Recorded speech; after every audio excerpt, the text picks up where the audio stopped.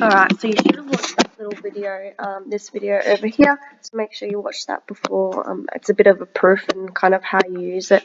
But basically, you should be able to now use something called a sign rule to be able to find unknowns of a triangle, a non-right angle triangle, I should say.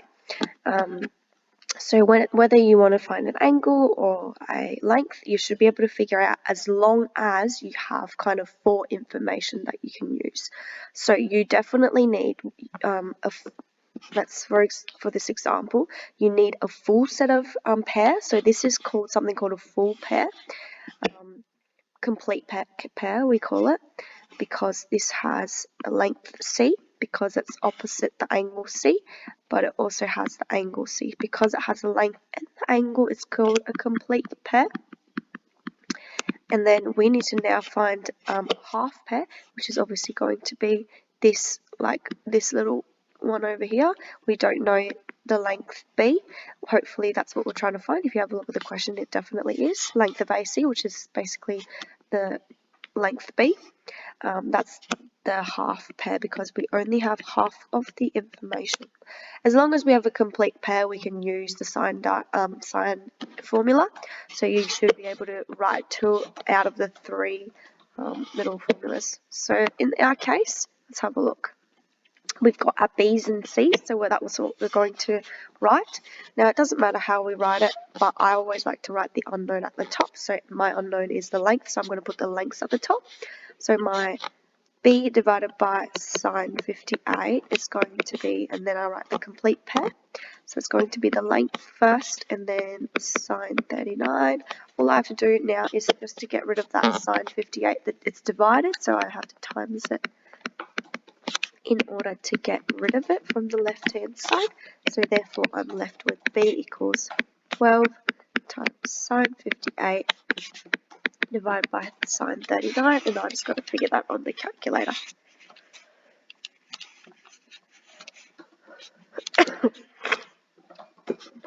So I want my answer in 2 decimal places.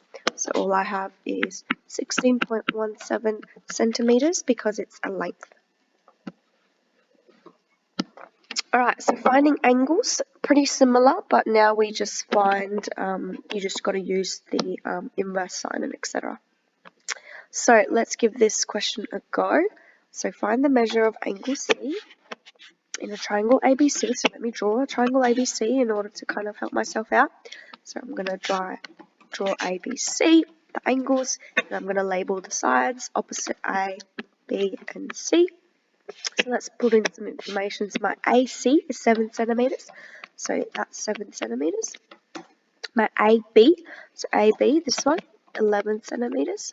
My angle B, this one over here, measures 25 degrees. What are we trying to find? We're trying to find the angle C. So this is my unknown. Oh, what happened there?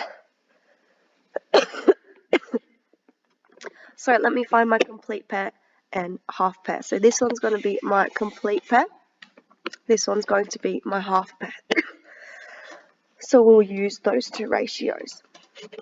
So I'll do my unknown first. So I'm going to write my sine C at the top, and then my length, and then my angle at the top. Alright, to get rid of 11 on the bottom.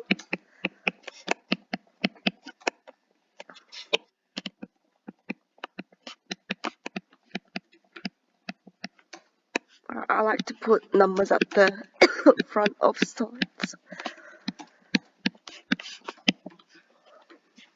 Alright, almost there. I just got to find the angle C. So I just have to get rid of the sine. If I want to do that, I just inverse it. Alright, so I have to find C equals inverse of all of this. So let's give that a go on the calculator. Make sure you use the fraction button in your calculator. So I get approximately